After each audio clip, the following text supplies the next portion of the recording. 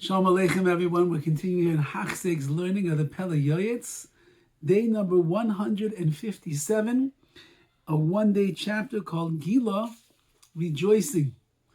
And although it is a wonderful thing to rejoice and to be besimcha, and all of the good things that we all want for ourselves and for others, has to be done with caution, as the Pele Yoetz is going to teach us.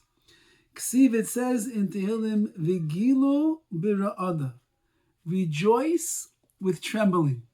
How does one rejoice with trembling? Rabbi said, Chazal teach us, in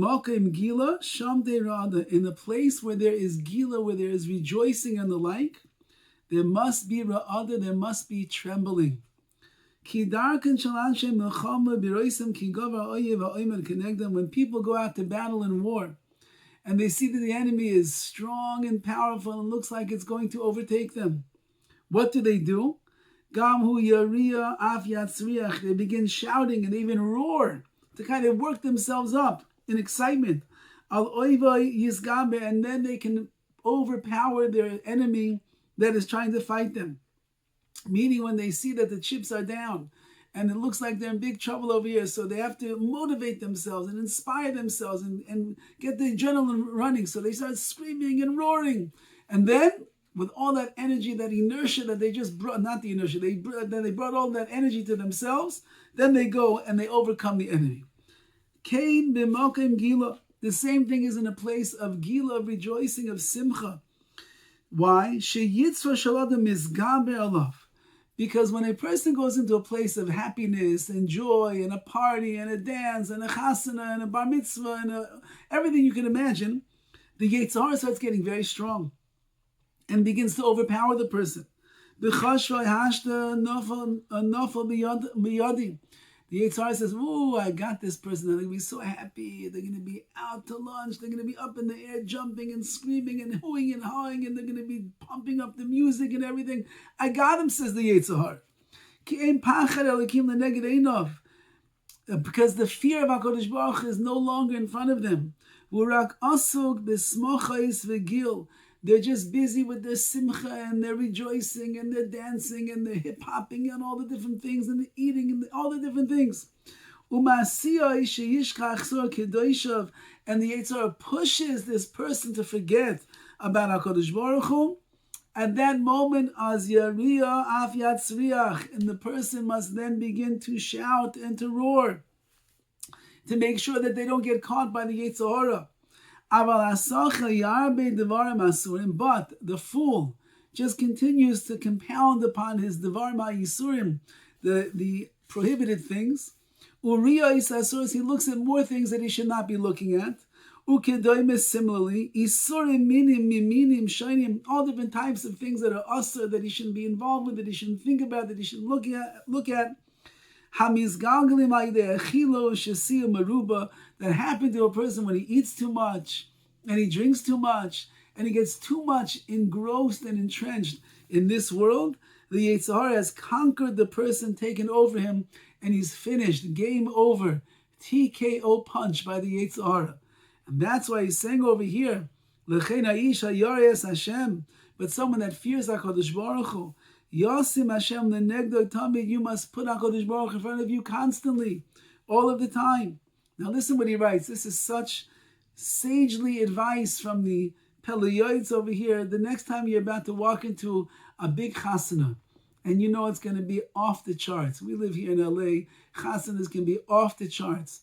The shmorg, the music, the band, the setting, everything about it, the hall, it could be off the charts with gashmis and with pleasures and food and drink. The bar, a full service bar with every drink under the sun, and the music is pounding. It's a DJ, and the beats are just, the floor is throbbing from the beats of this particular DJ. And you walk in there and right, it's so exciting. Wow, look at all that food. Look at the sushi station and the taco station and the carving station and the Chinese station and the this station and the hot dog and everything you could possibly imagine. And the music and the wine and the alcohol and the whiskey and the scotch and you want to drink? Yeah, how about another drink and another drink and another drink, and there's people and this, and it's exciting and it's sights and sound. Says the Pele Yoetz, V'terem hikonsu l'mokim gila, before you enter in to this wondrous place where they are rejoicing and they are having fun, and you're going to jump right in there and have fun along with them, Yikabil alav, accept upon yourself. Shaloi lotzeis min ashura, I am not going to go beyond the boundaries. Ba'achilo b'shasiya, I'm not going to eat too much. I'm going to go only to 2 of the 17 stations that are there. I'll fill up my plate maybe 2 times, maybe 3 times. It's been a long day. I didn't eat lunch today. I'm hungry. But I'm not going to keep pounding again and again and again. Ushasi and drinking. I'll have a beer. I'll have 1 shot. I'll have 1 glass of wine.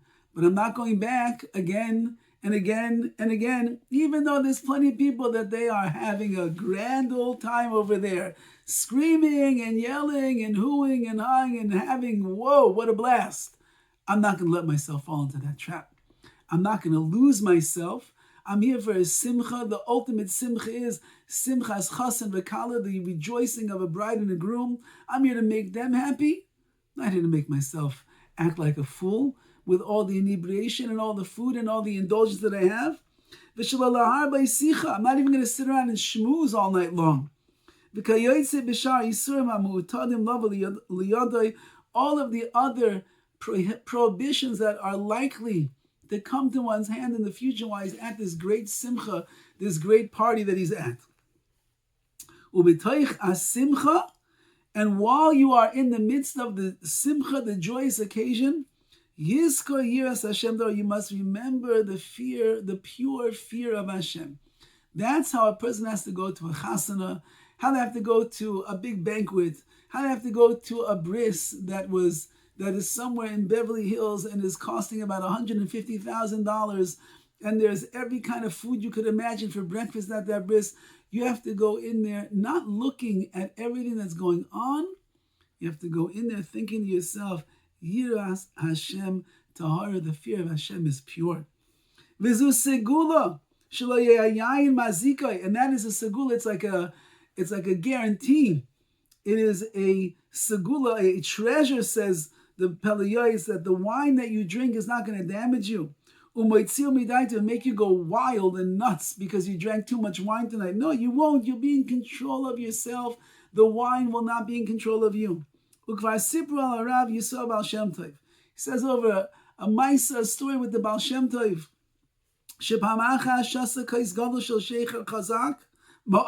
He once drank a tall glass of very strong whiskey. He thought it was wine when he went to start drinking it. He almost passed out as a result. He was drinking. You know, when you drink fast, you can't always taste what it is. He thought he was drinking wine. It turned out it was very strong whiskey. I don't know, 80 proof, 90 proof. It was very strong. He almost passed out. The take of Sagar, and he suddenly closed his eyes.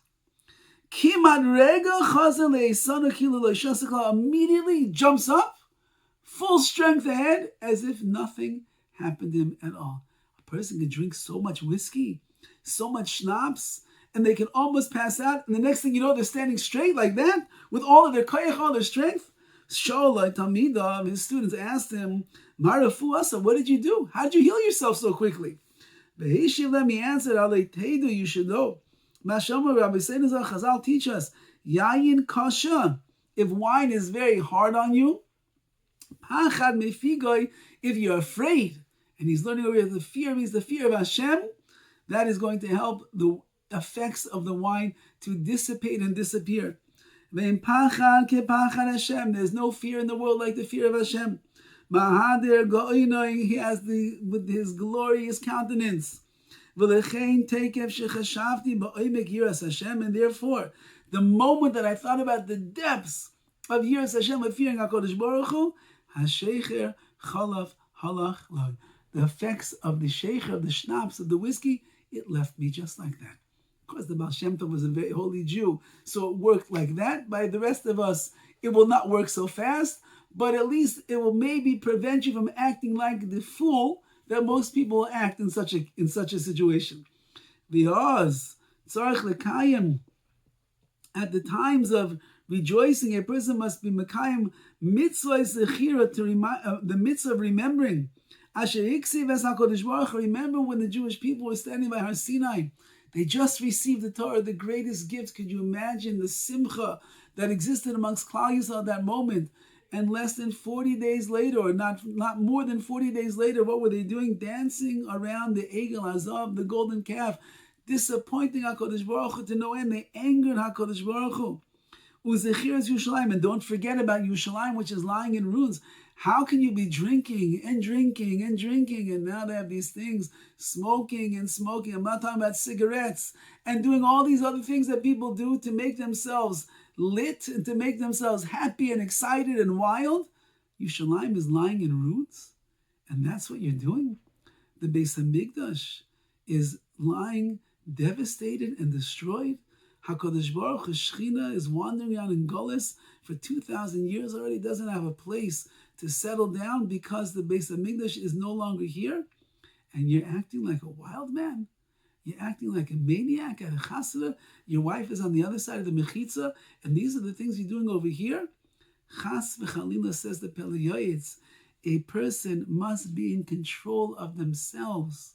They cannot let the alcohol, the weed, the excitement, the rejoicing, the food, and everything that goes along, they cannot let that be in control of them. Ki al derech she'amru, like it says in the Gemara, al pasuk zachor es yom HaShabbos, remember Shabbos. That's talking about if you have Yom Tov that precedes a Shabbos, we have to remind you, remember the Shabbos, because what's going to happen on Yom Tov? You're going to have such a pleasure, such einig, such rejoicing and eating good, tasty foods. You'll get so involved in the Yom Tov, you'll forget to save some room and save some space for the delicious meals that are coming with Shabbos as well. Don't forget, Zachrehu me'acha shebal ashkichai. We remind you after we're afraid you're going to come to forget about it. This is what's going on over here as well. Ikar mitzvah zechirois, elu, the main remembering of what it means to be a yid, and remembering HaKadosh Baruch Hu, and remembering Pachad Hashem. Hu b'smochais v'gil sheval ashkicha. You have to remember it at the simchas, when you're rejoicing, when you're dancing, when you're singing, when you're jumping up and down, up and down. You forgot about Hashem at that point. That's why Shlomo Melech says,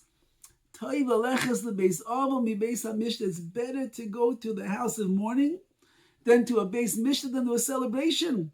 Because those that remain at the house of mourning, the one that's alive, he'll think, what's going on over me? I'm not going to last forever. It's just like they're sitting shiva on this person, and just like I'm at the Levi of this person, one day after 120 is going to be me. Let me take advantage of my life. But if I'm just busy at the simchas, I'm busy at the parties, I'm busy having a good time, what's going to happen?